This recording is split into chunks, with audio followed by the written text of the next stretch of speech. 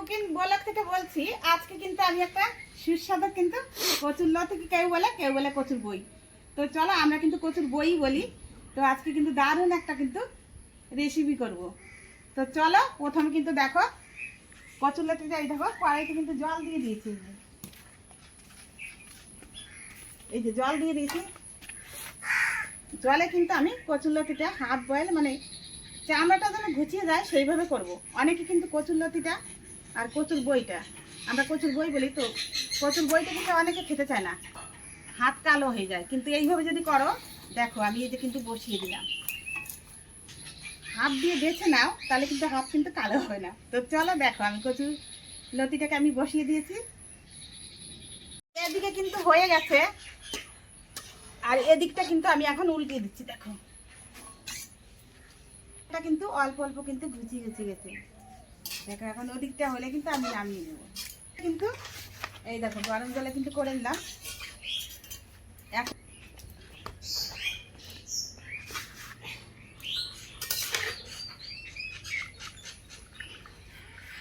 এই দেখো একটা বস্তা নিয়ে নিয়েছি, এখানে কিন্তু নামিয়ে নিলাম। দেখো আমি কিন্তু এক থালা প্রায় কিন্তু বেছে নিয়েছি। এবার দেখো আমার হাতটা কি কালো হয়েছে? কালো কিন্তু হয়নি। তো চলো, অনেক সময় কিন্তু কালো হওয়ার জন্য তোমরা খেতে চাও না, কিন্তু চলো এখন দেখো আমার কিন্তু হয়ে গেছে, বেছে নিয়েছি, আমি কিন্তু আর বাঁচবো না।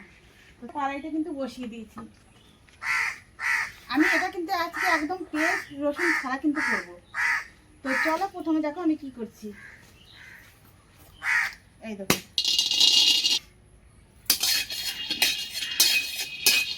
দেখো বন্ধুরা, বাদামটা কিন্তু ভাজা হয়ে গেছে, আমি কিন্তু নামিয়ে নিচ্ছি। তো একটু ভেজে নেব। দেখো বন্ধুরা, পোস্তটাও ভেজে নিলাম। তো এখন ফোড়ন করে দিচ্ছি।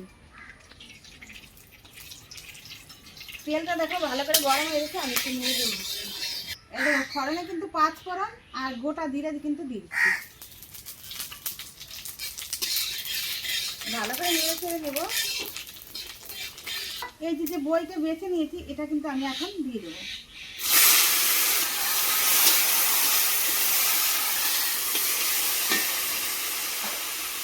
আমি কিন্তু স্বাদ মতন নুন দিয়ে দিচ্ছি, আর পরিমাণ মতন কিন্তু হলুদের গুঁড়ো দিয়ে দিলাম। এখন ভালো করে কিন্তু আমি নেড়ে ছেড়ে দেবো।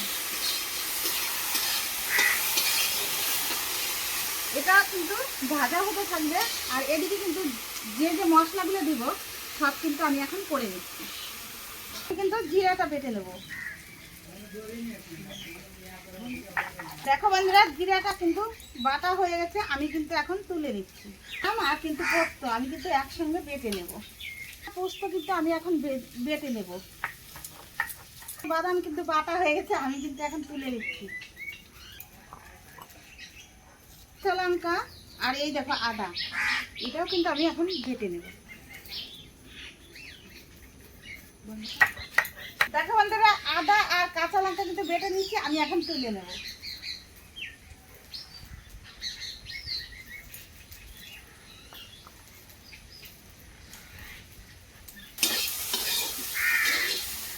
কচুর বইটা কি সুন্দর কিন্তু লাল লাল করে ভেজে নিয়েছি।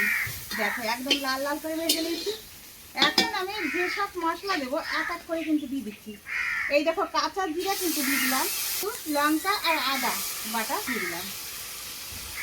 এদিকে কিন্তু একটা টমেটো কুচি করে রেখেছিলাম, ওটা কিন্তু দিয়ে দিলাম। এখন ভালো করে নেড়ে চেড়ে নেব। হয়ে গেছে প্রায়, আমি কিন্তু এখন একটু ধনে পাতা দিয়ে দিচ্ছি। আমি একটু ভালো করে নেড়ে চেড়ে নেবো, হালকা করে নাড়তে হবে, কচুর বইটা যেন না ভাঙে।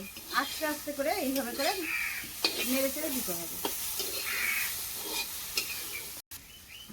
দেখো বন্ধুরা, আমরা তো কিন্তু অনেক সময় মনে করি যে পেঁয়াজ রসুন ছাড়া কিন্তু কচুর বইটা কিন্তু রান্না করা যায় না, কিন্তু না, যদি তোমরা নিরামিষ এইভাবে যদি করো, আমার মতন করে যদি এইভাবে করো, খুবই কিন্তু খেতে দুর্দান্ত হবে। আর যে না খাবে কিন্তু সে খাবে, আর বড় থেকে ছোট সবাই একবার ছেড়ে দুইবার বলবে আমাকে আবার দাও, আমাকে আবার দাও।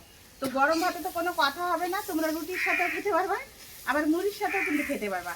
তো বন্ধুরা দেখো, আমার মতন করে কিন্তু বাড়িতে এইভাবে একবার অন্তত তোমরা ট্রাই করবে, দেখবে যে খেতে কিন্তু দুর্দান্ত হবে। আর চলো বন্ধুরা, কিন্তু হয়ে গেছে, আমি কিন্তু এখন নামিয়ে নেব।